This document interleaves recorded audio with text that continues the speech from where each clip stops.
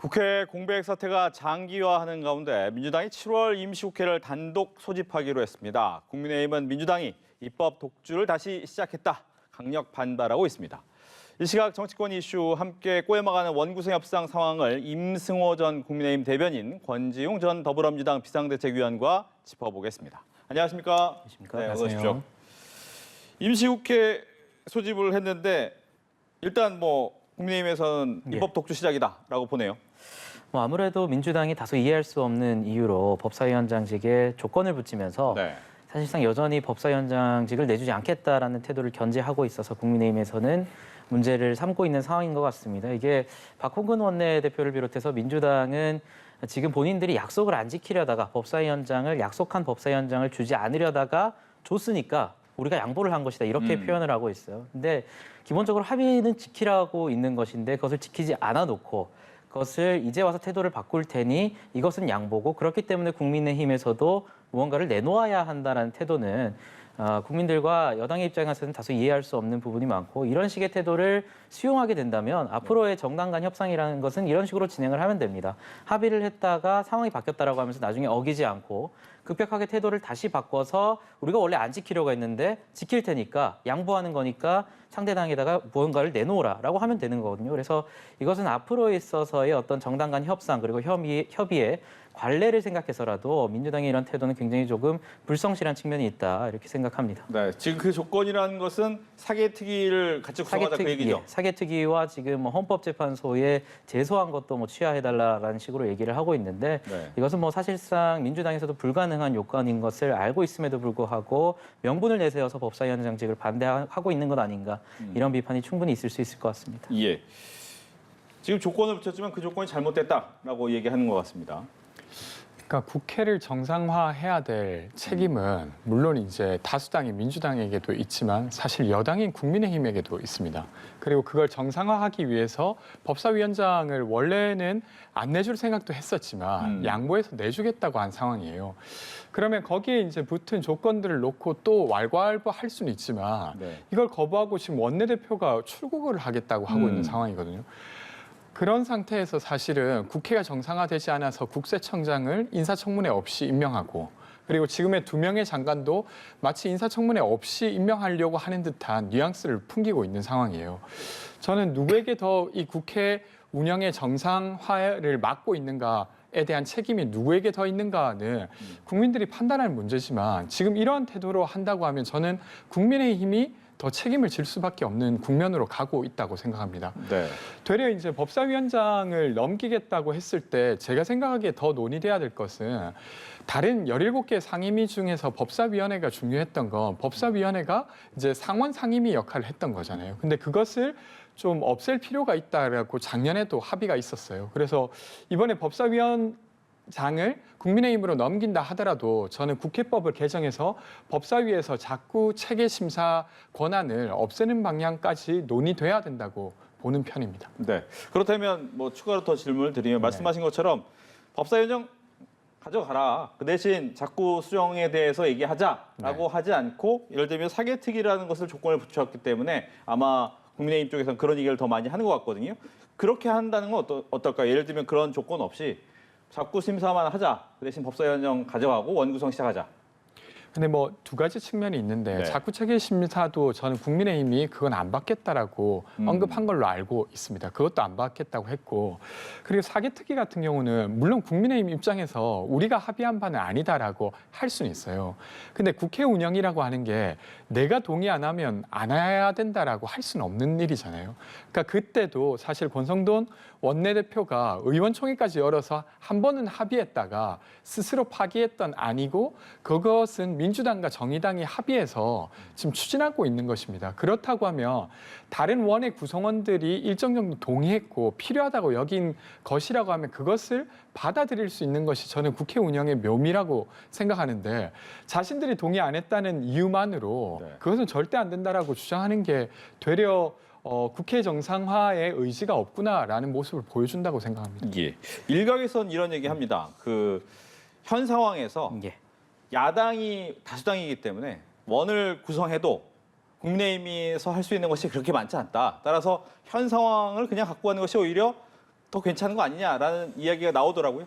뭐 지금 상황을 그대로 끌고 나가는 것이 명분 차원에서는 야당에게 더 큰 비판이 갈 수 있겠지만 결국에는 이게 민생과도 지어져야 되는 문제이기 때문에 정부 입장에서는 지금 민생이나 물가 문제가 굉장히 심각해지는 상황에서 어쨌든 민주당이 목리로 통과시키지 못한다 하더라도 결국엔 여당도 책임질 수밖에 없는 상황이기 때문에 국민의힘 또한 하루빨리 원구성 협의를 해야 되는 것이 분명한 사실이고요. 권지웅 비대위원께서 어떤 다른 분들이 다른 원구성원들이 동의를 했으면 이 정도에 대해서도 국민의힘이 어느 정도 동의를 해야 된다. 그러한 것이 바로 양보라고 표현되는 거거든요. 만약에 저런 어떤 요구 사안들을 국민의힘이 받아들인다면 그것을 아마 양보라고 표현할 수 있을 것입니다. 왜냐하면 말씀하셨듯이 권 비대위원께서 말씀하신 그런 검수완박 법안이나 사개특위는 민주당과 정의당이 동의한 부분이기 때문에. 근데 지금 법사위원장직을 내놓는 것은 민주당과 국민의힘이 이미 한번 합의를 한 사항입니다.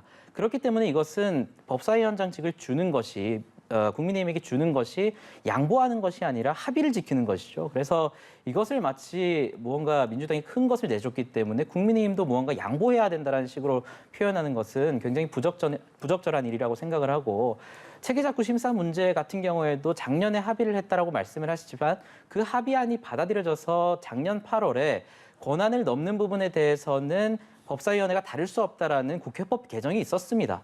그렇기 때문에 그 합의안은 이미 한 번의 개정 사항을 거친 것이고 지금 말씀하시는 그런 것들을 고치고 싶다면 법사위원장직과 별개로 해서 또 다른 합의를 해야 되는 것이죠. 그럼에도 불구하고 예전에 합의를 했고 그것을 토대로 국회법 개정을 했음에도 불구하고 다시 그것을 들고 와서 국민의힘이 이것을 양보하지 않고 있다라고 말하는 것은 국민들로 하여금 굉장히 큰 분노를 일으킬 가능성이 크다 이렇게 생각합니다. 네. 근데 뭐 예를 들면 검경 수사권 분리 법안 그리고 사개특위까지 설치하는 것을 합의했지 않습니까? 심지어 의원총회까지 거쳐서 그리고 당시에 인수위에서도 그 합의를 존중한다고까지도 말했던 아니에요. 근데 왜 그것을 지키지 않죠? 라고 질문할 수 있는 상황이라고 저는 봅니다. 근데 어쨌건 각자의 명분으로 서로를 비판할 지점들이 있지만 그럼에도 불구하고 국회를 정상화해야 된다는 책임이 있기 때문에 조금씩 양보하고 있는 것인데 그 논의가 진척되기도 전에 국회로 출국한다고 하는 것 자체가 네. 책임을 방기하는 모습이라고 저는 생각합니다. 예. 권성동 원내대표의 출국 특사 문제는 사실 3주 전부터 결정되어 있던 사항이고 1주 전에 이미 공개되었던 사안입니다. 이것을 두고 또다시 명분을 찾는 것은 저는 부적절하다고 생각하고 검수완박과 관련해서 저희는 애초에 합의를 받았으면 안 된다. 잘못된 합의라고 주장을 하고 있지만 어쨌든 파기가 된 상황이기 때문에 권성동 원내대표도 여러 번 사과 표시를 했고 그렇다면 과연 민주당 그때 합의를 했던 안을 올려놓느냐. 검수완박 최종적으로 통과된 법안을 보면 고발인 이의 신청권 같은 것을 폐기하면서 국민들의 어떤 권리나 피해자들의 인권을 굉장히 박탈할 수 있는 그런 법안을 통과시켜 놓고 애초에 국민의힘과 합의를 시도했던 그 합의안을 올려놓은 사항이 아닙니다. 그렇기 때문에 이에 대해서 그리고 또한 검수완박법은 대선과 지선 과정을 거치면서 저는 선거를 통해서 심판받은 사항이라고 생각하기 때문에 그때의 사안을 가지고 또다시 법사위원장직과 같은 것을 다시 연계짓는 것은 악순환일 뿐이다 이렇게 생각합니다. 네, 추가 반론까지 듣겠습니다. 저는 지금 이렇게 이제 주장하시는 것들이 마치 야당인 것처럼 보여요. 그러니까 국회 운영에 안달이 나야 될 건 되려 여당이라고 생각되는데 왜냐하면 여러 가지 법적 협조를 받아야 되고 이번에 유류세 관련해서도 현행법에 의하면 37에서 8%까지밖에 낮추지 못하지만 이것을 더 낮추기 위해서는 법을 바꿔야 되는 상황입니다. 그렇다면 이런 것들이 더 필요한 건 여당일 텐데 되려 여당은 그냥 이대로가 좋다는 태도를 보이고 있어서 그게 좀 안타깝습니다. 알겠습니다. 다음은 이제 각 당의 내부 얘기를 할 텐데요. 먼저 국민의힘입니다. 국민의힘은 이제 친윤계 포럼이라고 할 수 있는 장제원 의원을 중심으로 한 포럼이 열리면서 혁신위가 열리는 같은 날이었죠. 네. 꽤 많은 분들이 오셨어요. 근데 이제 거기에 안철수 의원까지 함께하다 보니까 이준석 대표와 친윤, 여기에 안철수 의원까지 함께하는 것은 아닌가, 진영이 좀 나뉜다 이렇게 보는 시각이 있던데 이 시각은 맞나요? 아무래도 뭐 중진 의원들 참석한 의원들은 부정하겠지만 그 네. 의도성은 부정하겠지만 굉장히 그 의도성을 그렇게 해석될 수밖에 없는 영역에 있다 그렇게 생각합니다. 왜냐하면 동일한 날에 이후에 열렸던 정책 공부 모임 같은 경우에는 권성동 원내대표가 공개적으로 오전에 열렸던 그 모임보다 이렇게 참석 인원이 적어서는 되겠냐라고 다소 분노한 모습을 보인 걸 보면 지금 저러한 어떤 장제원 의원을 중심으로 한 포럼도 사실 공부 모임이라고는 하지만 네. 정작 진실되게 공부를 하는 모임에는 의원들이 소극적인 모습을 보면서 과연 국민들이 어떠한 생각을 할지에 대해서 여당 의원들이 책임 있는 자세를 좀 보여주셨으면 좋겠다라고 생각을 하고, 물론 의원들 간의 뭐 어떤 사적인 교류나 모임을 만드는 것도 뭐 할 수는 있다라고 봅니다. 하지만 그럼에도 불구하고 이준석 대표를 공격하면서 이준석 대표를 반대하는 분들이 주로 사용했던 것이 민생이 시급한데 왜 이렇게 다른 얘기를 하냐, 민생이 시급한데 왜 혁신위를 얘기하냐라고 얘기를 했거든요. 하지만 그러한 분들이 정작 오전에 저러한 포럼에 나가고 오후에 열리는 민생과 굉장히 연결되어 있는 그런 포럼에 나가지 않는 모습들을 보면서 과연 대표를 향한 그런 비판이 진실된 것이었냐라는 의문을 가지는 분들이 많을 것이다, 그렇게 생각합니다. 네. 즉 그 의미는 내년에 있을 당권을 향해서 이미 시작한 당권 경쟁입니까?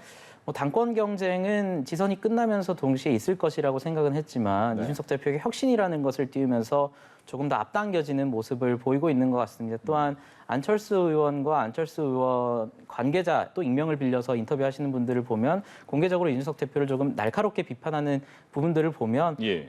이준석 대표와 향후 당권 주자 중에 유력한 분으로 꼽히는 안철수 의원의 어떤 새해라고 표현되는 것들이 본격적으로 규합되는 시기가 된 것이 아닌가 이렇게 생각을 하고, 그럼에도 불구하고 저는 앞서 권지웅 비대위원께서 비판해 주신 그런 모습들, 여당이 민생에 안달난 모습을 보여야 된다, 그런 모습들은 저는 충분히 그 비판을 받아들여야 된다고 생각합니다. 그럼에도 불구하고 여전히 어떤 저러한 모습을 보이면서 정작 민생과 관련된 모임에는 관심이 없는 모습을 보이는 것을 보면서 국민들이 상당히 좀 우려할 가능성이 크다, 그렇게 생각합니다. 네.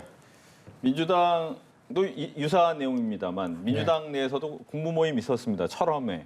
굉장히 유명해졌습니다. 철험회가 유명해졌는데 네. 철험회 해체기가 계속 나오잖아요. 네네. 근데 결과적으로 본인들은 공부를 하기 위해서 모였기 때문에 그런 의도가 없다라고 네네. 하는데 외부에서 그렇게 봐준다면 네네. 이 부분은 어떻게 해결을 해야 됩니까?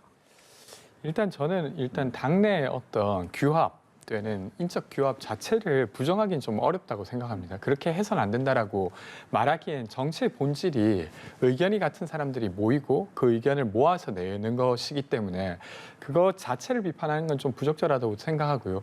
되려 이런 비판이면 더 좋을 것 같아요. 그러니까 예를 들면 민주당의 방향이 네. 철험회라고 불려지는 구성원들이 주장하는 방향으로 가도 괜찮겠냐. 근데 어떤 분은 그렇게 하면 좋겠다라고 생각하실 수도 있고 다른 분은 그렇게 하면 안 된다라고 하겠죠. 그래서 그런 방식의 민주당의 정체성이 무엇으로 규정되는가가 좋은가, 혹은 아니면 어떤 의견 집단에 가깝게 정체성을 구성해 나가는 게 좋은가로 이어져야 되지, 모임 자체를 비판하는 것은 되려 그것의 비판의 본질에 가닿기 어렵게 만든다고 일단 생각합니다. 예. 그렇게 생각하고 되려 저는 지금 이제 이준석 대표를 둘러싸고 리더십 흔들기, 경쟁 등이 있는데 좀 과도한 면이 있다고 생각합니다. 저는 그냥 이렇게 이해되는데요. 아주 속사정은 모르는 사람 입장에서 보면 선거가 치러지고 혁신위를 만들었어요. 저는 좀 긍정할 만한 행보라고 생각합니다. 그리고 그 혁신위에서 공천을 저는 다룰 수 있다고 생각하는데, 근데 그런 행보 때문에 현 대표를 흔들어야 된다라고 주장하기엔 저는 어렵다고 봐요. 근데 그것이 아닌 다른 이유가 특별히 없는 상황에서 이준석 대표를 지금 단계에서부터 견제한다?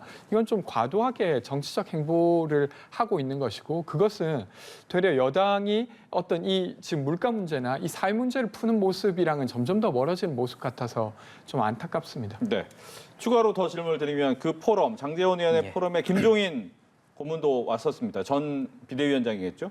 오셔서도 예. 쓴소리를 좀 했는데 예. 그 모습을 보면 김종인 전 비대위원장과 이준석 당대표 간에 약간의 아직까지 뭔가의 합이 좀 있는 것 같다는 느낌이 들고, 이와 반대로 윤석열 대통령을 중심으로 한 친윤계는 거기에 대해서 좀 대응하는 것은 아닌가라는 생각이 드는데, 이 부분이 결과적으로 뭐 이준석 대표는 만약 친윤계 의원과 윤석열 대통령의 생각이 같다면 굉장히 위험할 것이다 라고 얘기를 했단 말이죠. 하지만 그 부분이 같이 가는 것처럼 보이는데 이건 어떻게 보시는지요? 김종인 위원장도 어제 포럼에서 상당히 좀 인상 깊은 말씀들을 많이 하셨던 것 같은데요. 대선 때 0.7%라는 차이가 무엇인지 곱씹어야 된다.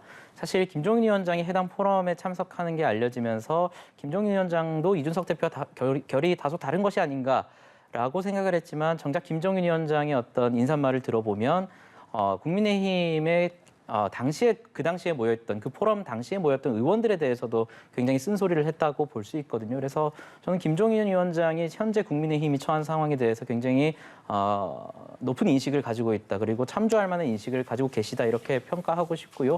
이준석 대표와도 여전히 이준석 대표와 김종인 위원장이 여전히 교류를 하고 있는지는 저는 알 수 없지만 김종인 위원장도 결국에는 국민의힘의 첫 비대위원장이 되고 이후에 이준석 당대표가 되면서 국민의힘이 앞으로 가져가야 될 가치와 계승해야 될 정신이 무엇인지에 대해서는 동일한 생각을 가지고 있는 것 같습니다. 그래서 김종인 위원장과 이준석 대표가 보여주려고 하는 것들이 국민의힘에서 역류하지 않고 이후에 어떤 당대표가 오더라도 그것은 유지되어야 되지 않겠는가 그렇게 생각합니다. 알겠습니다.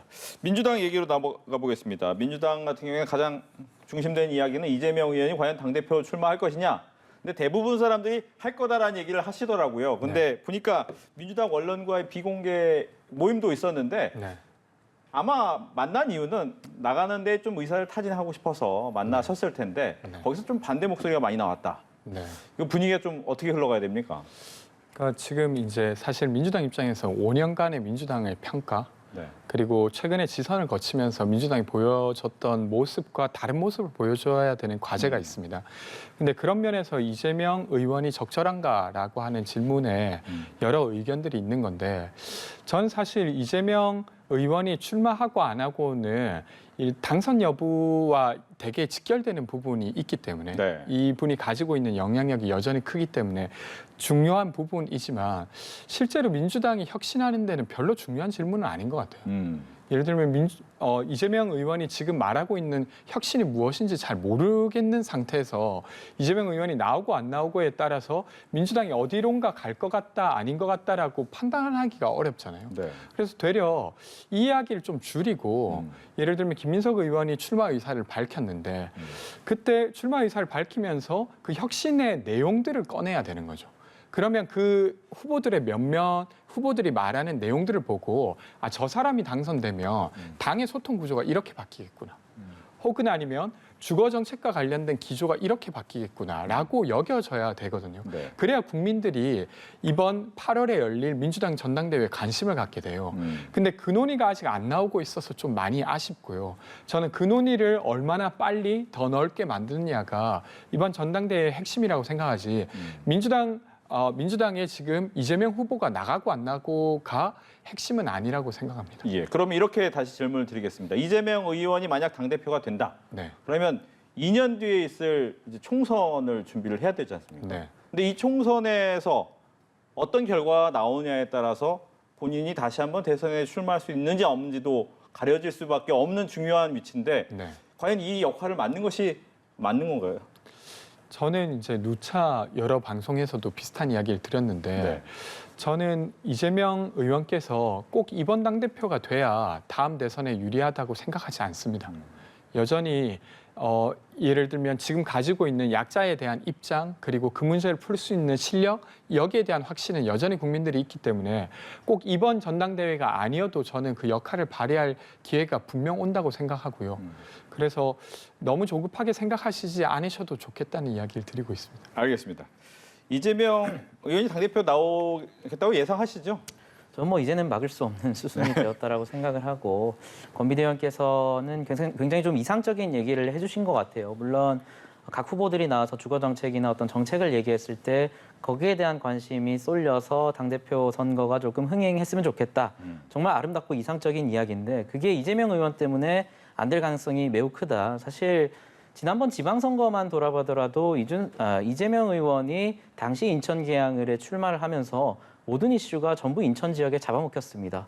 이재명 의원이 김포공항 이전을 얘기하니까 모든 이슈가 거기로 쏠렸고 이재명 의원이 어디 벤치에 신발 벗고 올라갔다고 또 이슈가 쏠리고 이런 형태들이 계속 반복됐거든요. 저는 이재명 의원이 이번에 출마하면서 새롭게 바뀔지는 모르겠습니다. 저는 그것과는 무관하게 이재명 의원이 나오는 순간 이재명 의원의 말 한마디에 한마디가 결국에는 민주당 당대표 선거를 뒤엎을 것이고 결국에는 안타까운 사실이지만 다른 당대표 후보들의 어떤 발언이나 정책들은 또다시 묻힐 수밖에 없는 상황이다. 저는 그러한 것들이 충분히 대선과 지선 상황을 보면서 예상되는 상황이었기 때문에 이재명 의원이 출마하지 않고 새로운 분들이 여러 가지 다툼을 하는 그런 모습들을 보였으면 좋겠다라고 생각을 했는데 어쨌든 이재명 의원의 출마는 막을 수 없는 사태가 되어버린 것 같아서 이 상황에서는 어떤 새로운 전선을 구축해야 되지 않나 이렇게 생각을 합니다. 지난 이준석 당대표가 탄생한 그 선거를 보게 된다면 전선이라는 것이 새로운 인물론과 안정적인 인물론으로 갈렸습니다. 그래서 이준석 대표가 새로운 인물론에 부각되는 사람이었고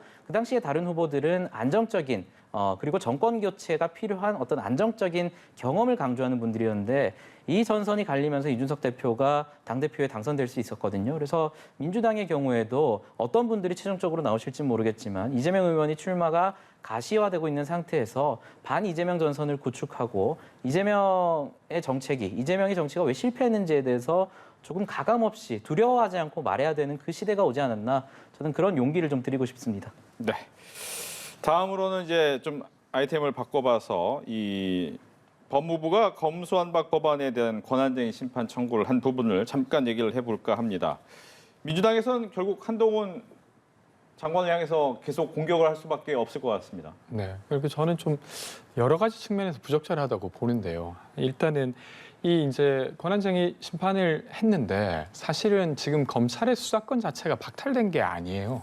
여전히 일부 수사권이 남아 있는 상태이기 때문에 이 헌법 소원 제기가 사실은 일단 성립이 가능한가도 의문이 있는 상태고요. 헌법 학자들 사이에서도. 그리고 두 번째로는 그러니까 법안 조정 회의에 민주당 의원을 탈당시키고 거기에 무소속으로 참여시켜서 사실상 통과시켰다는 것은 저는 비판받을 수 있다고 생각하고 저 역시도 비판하고 있는 상황입니다. 근데 그것을 법무장관이 그것을 뭐 심판할 부분은 아니죠. 그건 정치적으로 책임질 부분이라 그런 부분이고 끝으로는 계속 이제 정부가 국회와 갈등을 겪고 있어요.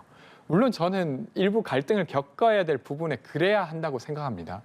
근데 계속해서 모든 이슈에 있어서 국회랑 갈등을 겪는다?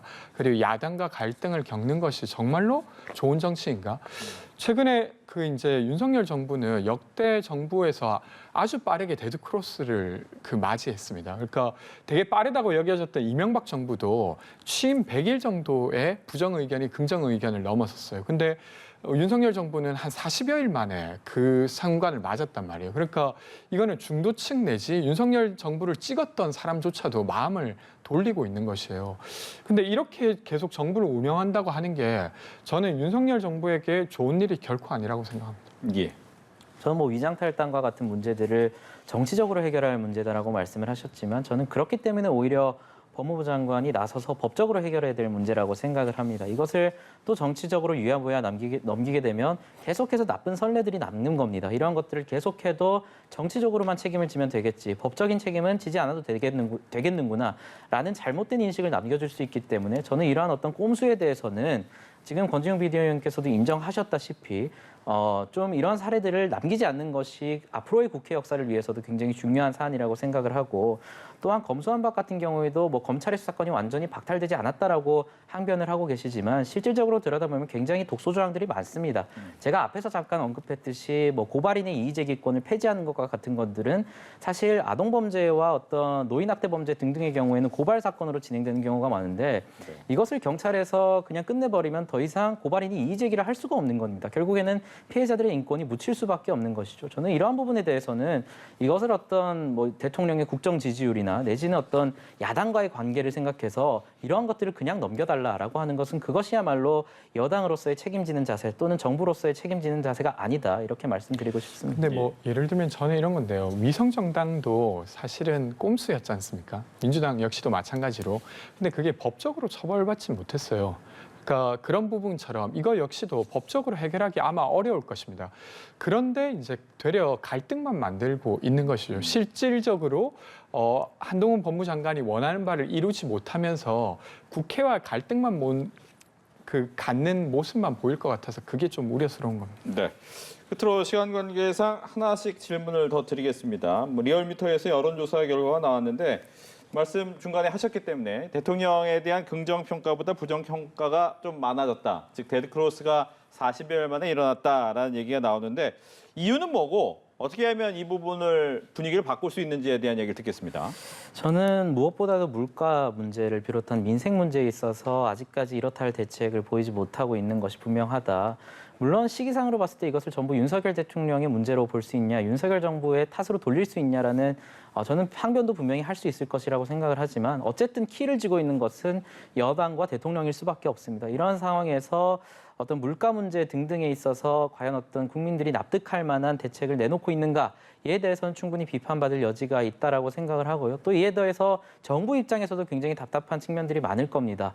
여당이 굉장히 강력하게 뒷받침을 해줘야 되는데 지금 여당에서 터져나오고 있는 이슈들을 보게 된다면은 굉장히 민생과는 동떨어진 문제들만 부각되고 있기 때문에 물론 당내 정치와 어떤 대국민 정책과 정치는 다르게 갈 수 있다라고 보지만 지나치게 여당이 민생 문제에 대해서는 어떠한 이슈도 만들어내지 못하고 있다라는 비판은 충분히 수용할 수밖에 없고 이런 측면에서 어제 어떤 민생 문제와 관련된 포럼이라든지 그런 모임들에는 정작 국회의원들, 여당 국회의원들이 무관심한 모습을 보이는 것들이 이런 어떤 윤석열 대통령의 지지율을 떨어뜨리는 주요 원인으로 작용할 수 있지 않을까라는 상당히 큰 우려를 하고 있습니다. 네, 데드크로스의 이유와 그 분위기를 바꿀 수 있는 방법.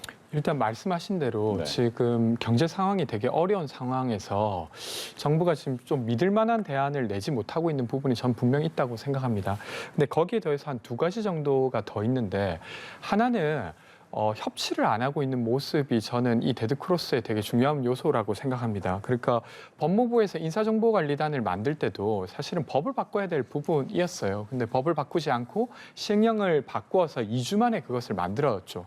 그러니까 의견을 낼 수조차 없게 진행을 했고 또 민주당과 갈등을 겪게 되었습니다. 그런 일들이 지금 계속 반복되고 있죠. 중대재해처벌법도 그렇고 이렇게 되는 게 하나 있고 또 하나 더는 정부 내 엇박자가 난다는 거죠. 노동부 장관이 전날 발표를 했습니다. 다음 날 대통령께서 직접 그것을 부정합니다.